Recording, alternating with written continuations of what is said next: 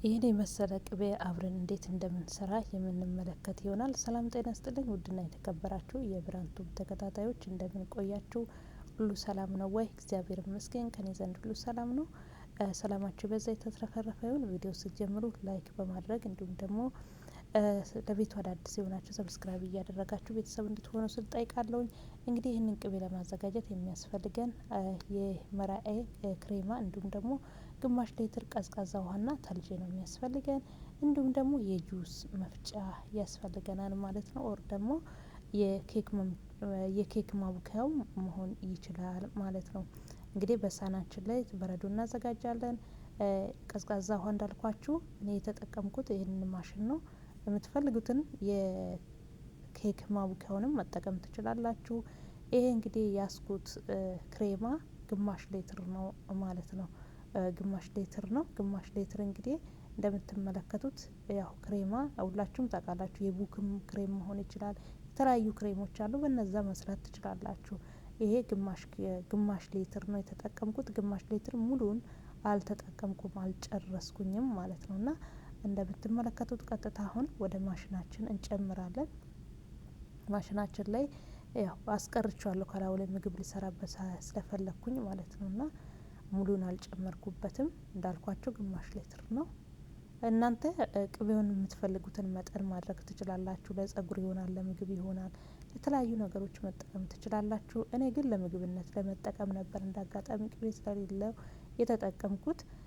ይሄ ካሁን እንግዲህ ወደ ዋና መስራታችን ከመግባቱ በፊት 4 ደቂቃ በማሽኑ እንደዚህ እናስመታለን ማለት ነው።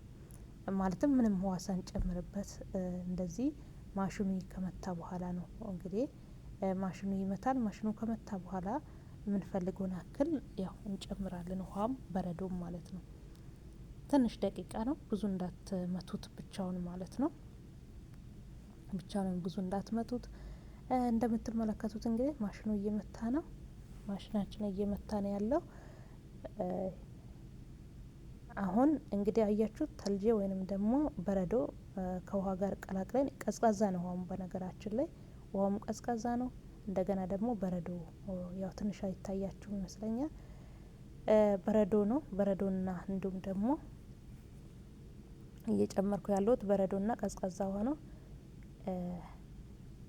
ያው እንደምትመለከቱት ጨመርኩበት። ከጨመርንበት በኋላ እንግዲህ ከዚህ በኋላ ይሄ ማሽን ለአለማቋረጥ ለ15 ደቂቃ ወር ለ16 ደቂቃ ይሰራል ማለት ነው። ምክንያቱም በደንብ እንዲወጣልን ያደርጋል። 10 ጊዜ እየከፈታችሁ መልሳችሁን የምትሉት ከሆነ አይወጣላችሁም። ይኸው እንግዲህ ከ15 ደቂቃ በኋላ በአማረ መልኩ ቅቤው ወጥተዋል። እንግዲህ ያው እንግዲህ እዚህ ጋር ነቅነቅ አደርገዋለሁ። ተመልከቱልኝ፣ እንደ ኢትዮጵያ ማለት ነው። የእውነት ጣዕሙን ልነግራችሁ አልችልም። እኔ ለጸጉር ተጠቅሜበት አውቃለሁ፣ ለምግብነት ግን ተጠቅሜበት አላውቅም ነበረና ለመጀመሪያ ጊዜ ነው የተጠቀምኩት። ያው አሁንም እዚህ ጋር ሳውጣ በረዶ አዘጋጃለሁኝ። በረዶ አዘጋጅቼ ነው የማወጣ። እጄን ታጣጥቤ ምናምን ተዘጋጅቼ ነው የመጣሁት። እንደምትመለከቱት እንግዲህ አምሮበታል ቅቤው ማለት ነው። አሸብርቋል ነው የሚባለው። አምሮበታል ሳይሆን አሸብርቋል። እና በጣም ብዙ ቅቤ ነው በነገራችን ላይ የሚወጣ፣ ትንሽ ቅቤ አይደለም የወጣው ማለት ነው።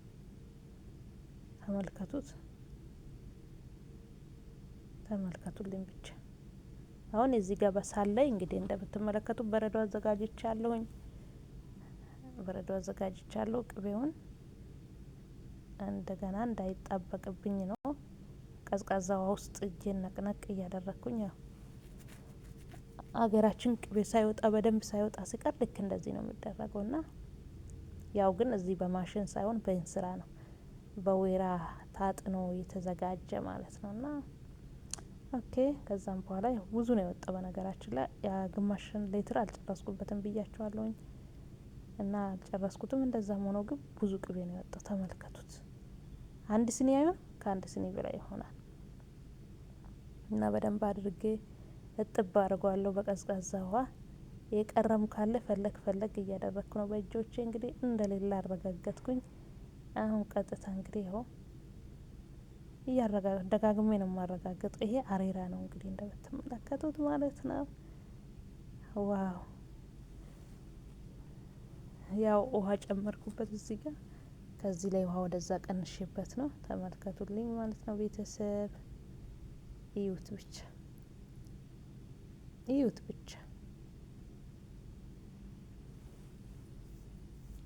በጣም ነው የሚያምረው። በነገራችን ላይ የእውነት ዳቦ ፍርፍር ሰርተንበት በልተን አልጠግም እንዲህ ያሉ ልጆቹ ራሳቸው ማለት ነው። እንዲህ ይጣፍጣል እንዴ?